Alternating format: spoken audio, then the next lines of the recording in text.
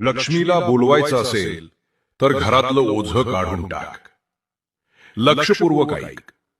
लक्ष्मी ही केवळ सोन्या नाण्याची पैशांची देवी नाही, ती ऊर्जा आहे, ती चैतन्य आहे.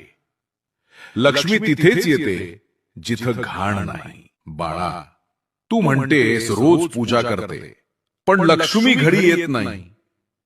तू जरा तुझ्या घरात बघ.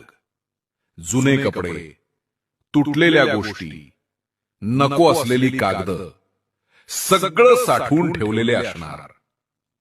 तेच अडथळे आहेत. कारण जिथं जुना कचरा असतो तिथं नवं काहीच येत नाही. ए बाळा, प्रत्येक आठवड्यात एकदा वेळ काढ. बघ, जे काही वापरत नाहीस ते बाहेर फेकून दे. चांगले असेल तर ते कोणाला तरी दे ज्याला त्याचा उपयोग होईल.